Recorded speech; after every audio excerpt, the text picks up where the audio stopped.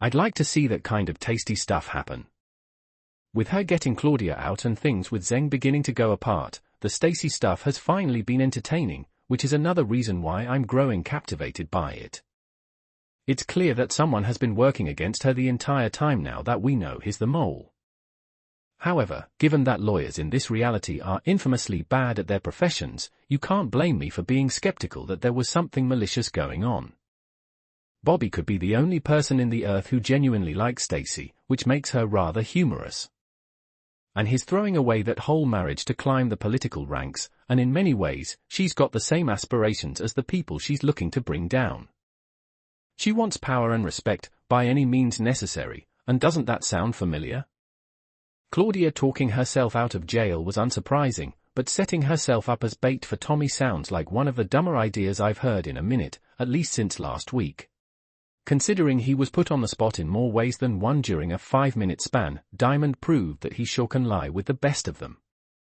Everyone has their own long-term goals, and right now they're all using one another to get there, which means there's so much lying going on that, at times, it's hard to keep up.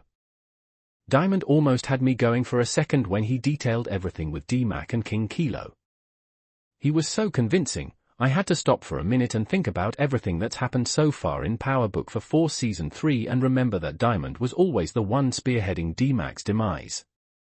Now, he obviously couldn't and wouldn't tell Tommy that, but as he told Tommy about how he was trying to protect D-Mac the whole time, I kept thinking there was no way Tommy was buying everything he was saying without pushing back. Tommy has proven himself to be too damn smart over the years to trust people blindly. Hell, you even see that at one point later in the hour when he deduces that Elise is trying to play him within minutes. She could tell that Jenard was already withholding information from her, and she wasn't incorrect to think that she needed at least a backup plan, which is why she was moving things along this hour.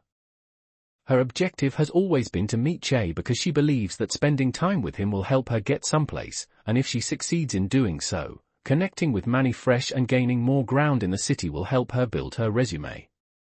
We saw a taste of that during Power Book for 4 Season 3 Episode 2, when Diamond vouched for Jenard during the coalition meeting, even though Tommy was against it, but not much since then. Jenard's working Diamond like crazy, but of course, he doesn't know that, so I could see Diamond trying to include Jenard more and getting him in with Che because he thinks he's doing the right thing.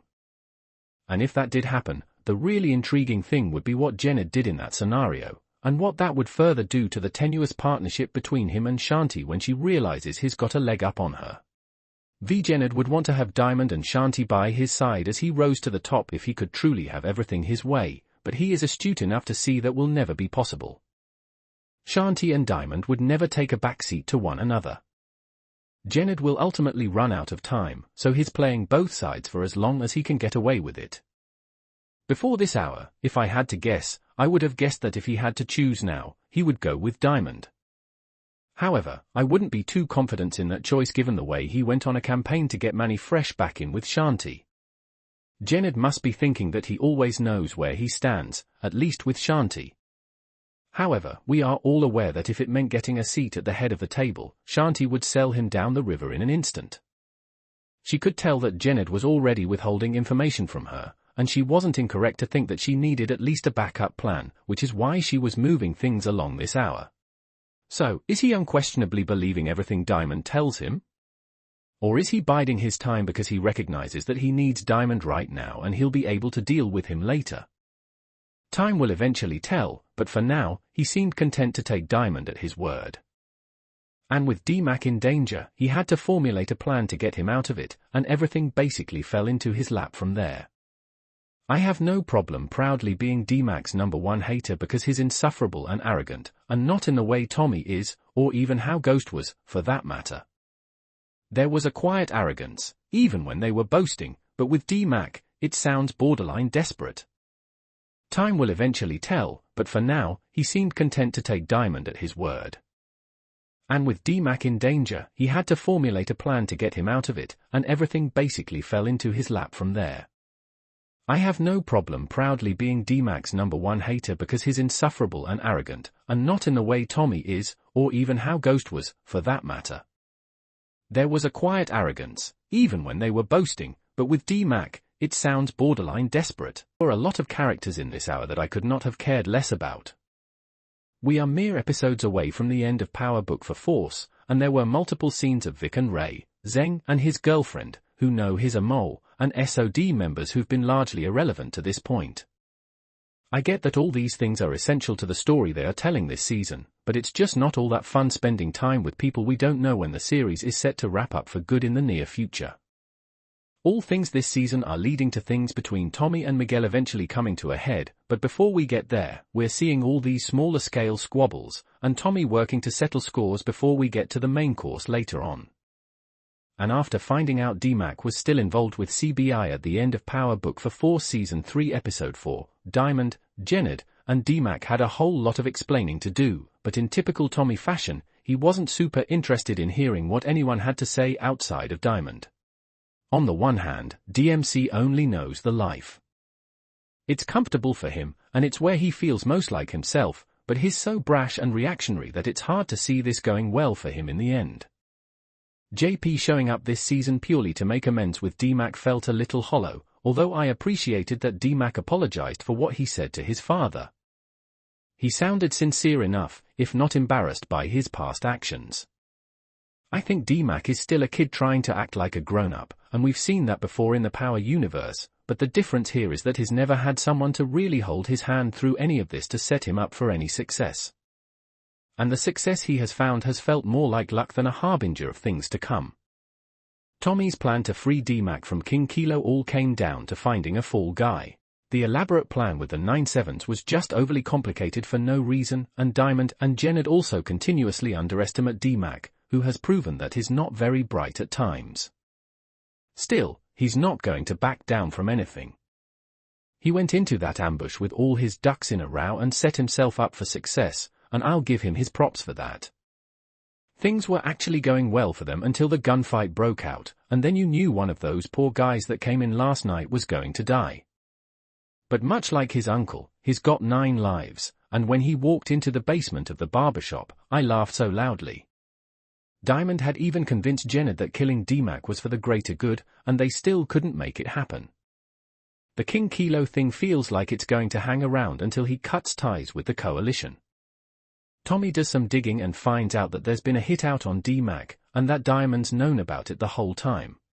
It's just stupid decision after stupid decision so far this season, and while it's entertaining, some of the things these people are doing doesn't quite make sense to me. But hey, sometimes you have to throw spaghetti at the wall and see if it sticks, or something like that. Tommy's always been a wild card. He could be the most intelligent guy in the room, but we've seen his emotions lead him into some dangerous situations on numerous occasions. And that's to say nothing of the fact that his narcissism often hinders him from seeing outside of his limited scope. Tommy wants to take over Chicago and control the whole city in a way he could never quite master in New York, and he's so damn close that he's not seeing anything else beyond the finish line.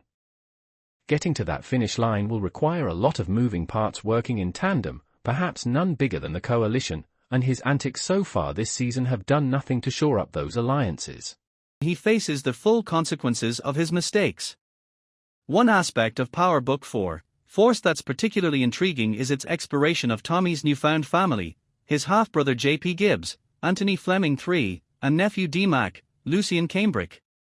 Though D-Mac being J.P.'s son isn't public knowledge yet, it's bound to come out eventually, and J.P. has already told Tommy that he's in a financial bind. Ghost's family was completely caught up in the game, even his true love Angela was a U.S. attorney. J.P. is trying to stay on the straight and narrow as is Gloria, and D-Mac's not totally in yet. Tommy can have a side of his life that has nothing to do with drugs, giving himself a balance and saving himself from making the mistakes Ghost made by being unable to keep things separated.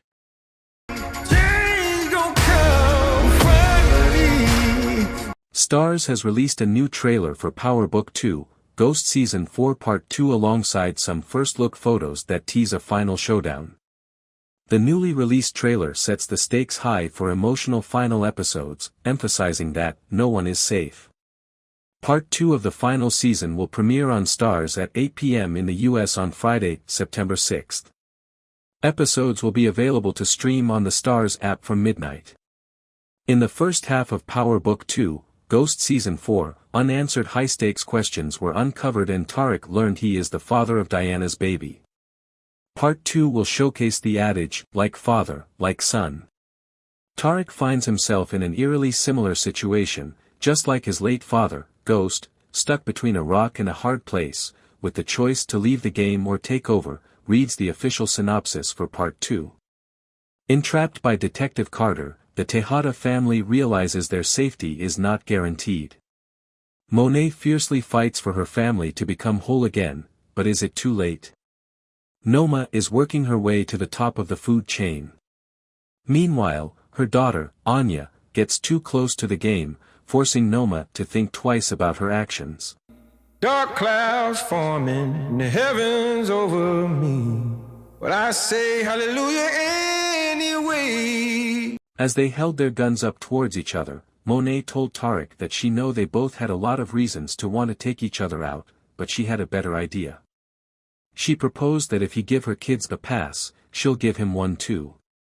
Monet explained that all she cared about at the moment was making sure her family was safe, especially her grandbaby. Tarek, who is obviously still shell-shocked by the news, lowers his gun before leaving the house. That episode ends with Tarek pulling up to the party/concert Braden put together for No Lie. When they finally catch up, Braden breaks down all the logistics of how their business will run and Tarek is very impressed. When Braden is done, he asks Tarek how things went with the Tejadas. Tarek tells him that he might not a drink before he gets into it and also says that needed to hit the blunt Braden was hitting at the moment. As the two sit at the bar, Tarek spots Anya. He walks up and offers to pay for her drinks as he introduces himself. She tells him that she can pay for her own drinks. Tarek responds by saying he could see that but she shouldn't have to. She loved the line and introduced herself. The episode ends with Tarek telling Anya that it's nice to meet her. That boy cold. Power Book 2, Ghost continues to dominate television screens as it approaches its mid-season finale in its final 10-episode run.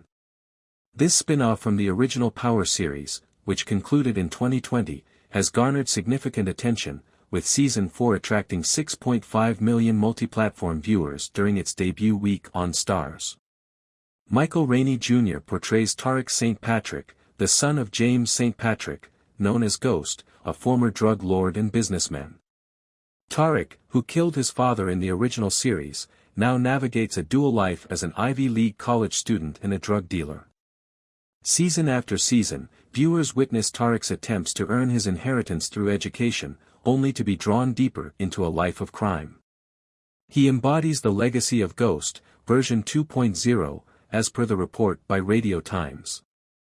Adding to the complexity, Detective Don Carter, Michael Ealy, enters the fray, determined to bring down Tarek and his associates, including federal agent Angel Young, with ties to Paz and Angela Valdez. The impending threat forces Tarek and his loved ones into precarious situations, testing their resilience and alliances. The Starz app offers streaming for every Power franchise installment, including Power Book 2, Ghost.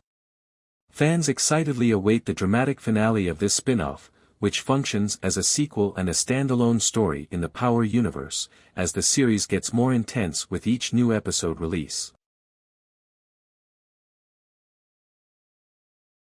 Despite the Starz show's lengthy hiatus between seasons, the third season debut does not reassure viewers of its world.